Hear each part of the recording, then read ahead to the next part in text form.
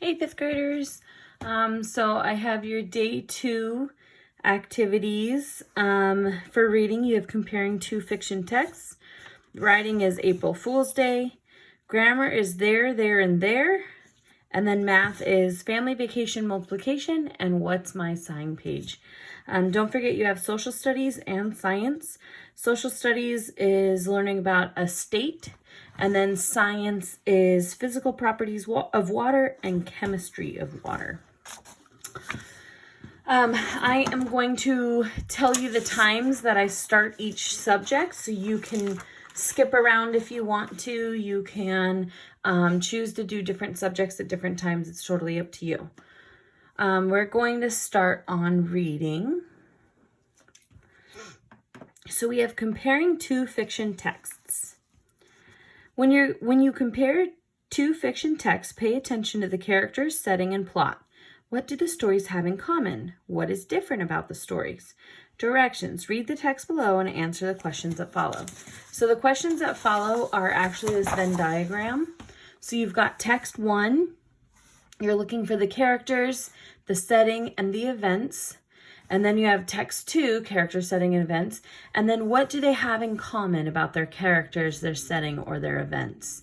Characters, of course, are just the people in the story, or the characters in the story.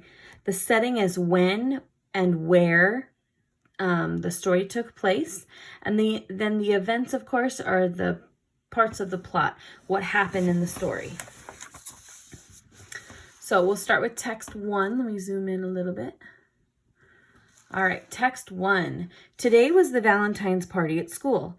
Marcella had decorated her box so she could store her candy and cards in it. When she got home from school, her sister Janet was waiting anxiously. Janet stayed home from school because she was sick. She missed her class party. She couldn't wait to hear about Marcella's party. She hoped she would share some candy too. Marcella walked right past her sister. She had no plan to give her any of the candy that she had earned herself. If Janet wanted candy, she would have to use her allowance money. Then she could buy some for herself. "Get out of my way," Marcella said to Janet. She went straight to the kitchen table to dump out her box. She loved going through the candy and reading the cards. This was the best part. Janet watched as Marcella smiled and talked about the Valentine's party. Marcella put her arm out so her sister could not touch any of the candy.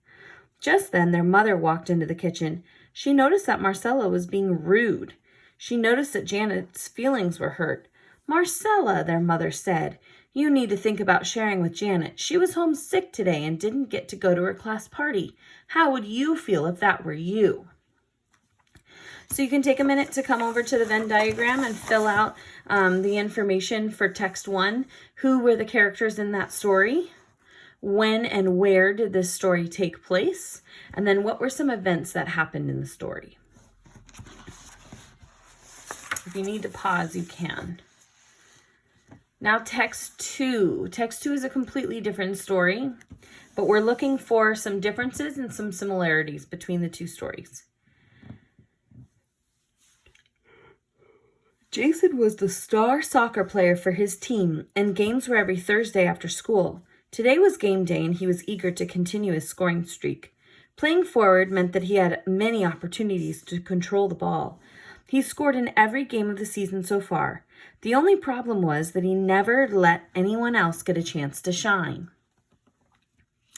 "Pass, Jason, I'm ready," shouted Marco as he ran down the field.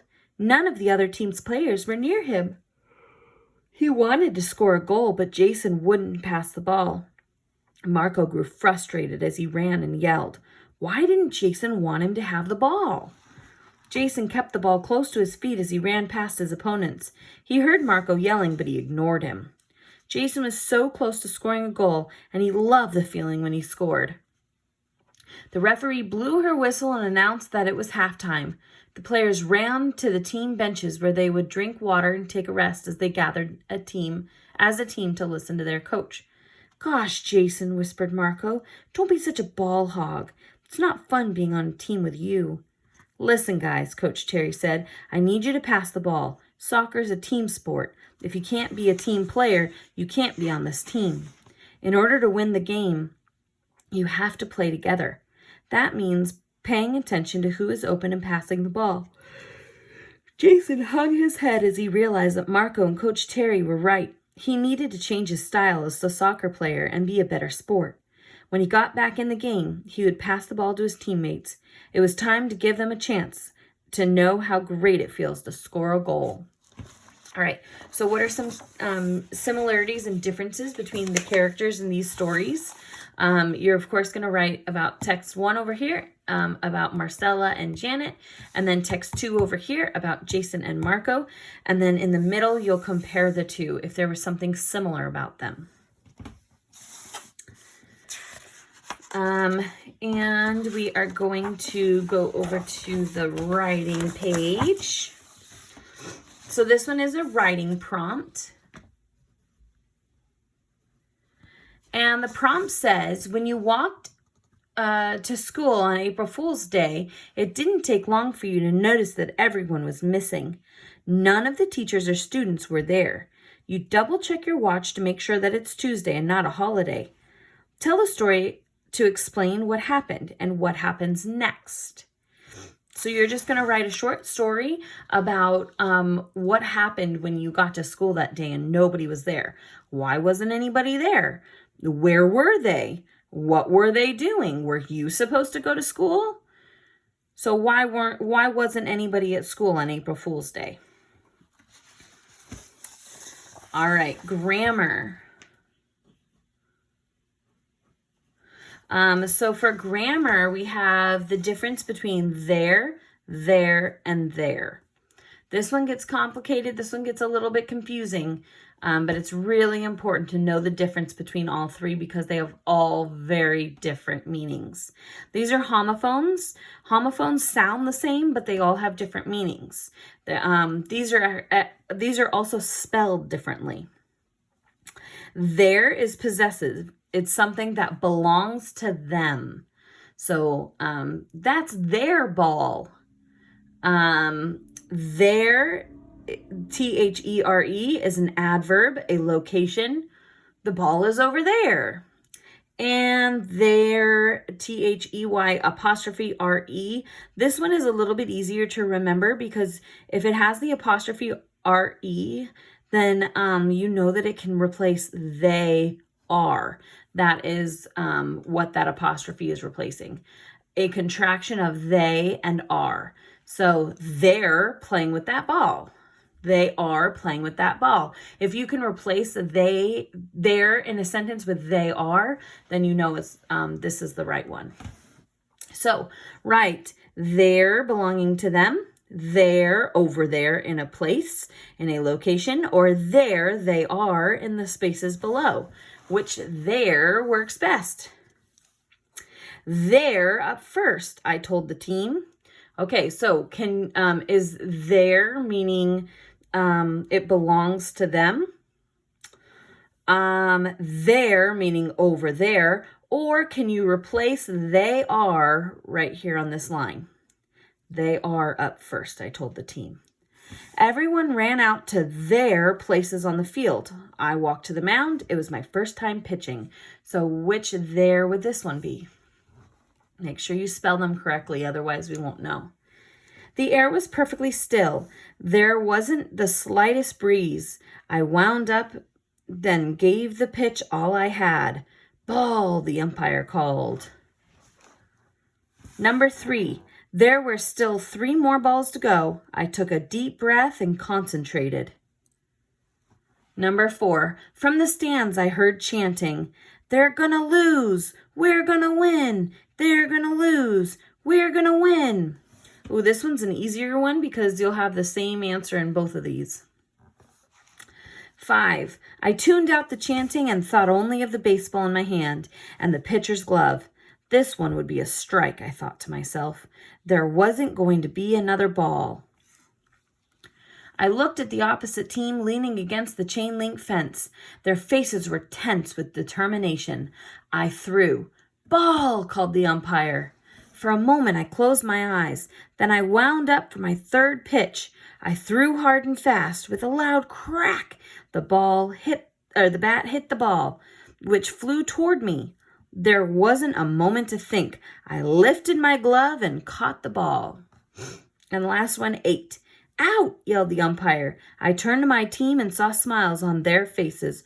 Only 2 more outs to go. All right, let's go over to math.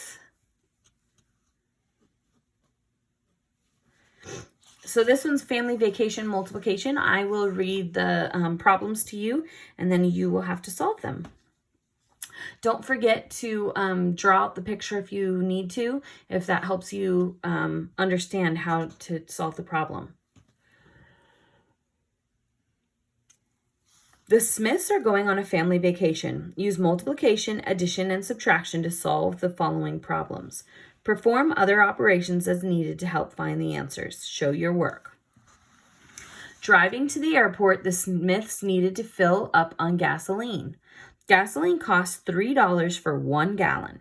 If their tank holds 16 gallons and they already have 3 gallons filled, how much money will it cost to fill the car's tank completely? You will have to use a couple of different operations for this one. It's not just straight multiplication. You'll have to use some subtraction and possibly addition in there too. The Smiths want to visit a museum and must pay to park. They are going to be gone for 4 hours. The price of parking is as follows. 1 quarter equals 15 minutes. 1 dime equals 5 minutes. 1 nickel equals 2 minutes. The Smiths have 8 quarters, 12 dimes, and 14 nickels. Do they have enough to park for 4 hours? Remember, 60 minutes equals 1 hour. So this is going to take some addition and some multiplication for you to figure this one out. The Smiths boarded the airplane to head back home. The flight attendant wants to count how many passengers are on board. Every row consists of 2, 3, and 2 seats each. See the picture below. So here are the seats right here. You've got 2 seats on this side, 3 seats in the middle, and 2 seats on this side. If you've ever been on a bigger airplane, you might know what they're talking about. These are the paths that they walk down. If there are 51 horizontal rows and 13 seats are empty, how many passengers are on board? So 13 rows going across this way. 51 rows going across this way. 13 of the seats are empty. In total, the Smiths were flying in an airplane for 14 hours. If the airplane cruises at approximately 512 miles per hour, about how many miles did they travel all together?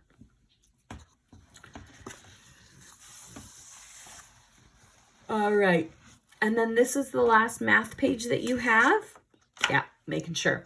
This is the last math page that you have. What's my sign? Determine the mathematical operation needed to make the equation true. Write your answer in the space provided. Choose from addition, subtraction, multiplication, or division. So if you look at the first problem, you are trying to figure out, will I need to do addition, subtraction, or multiplication to get to this answer? And you can have a mixture of them. Maybe it's 15 minus 11, minus 11 times 3. See if that works. If that doesn't work, then you'll have to try a couple of different variations to be able to see what works for you. All right. That is everything for day 2. And good luck.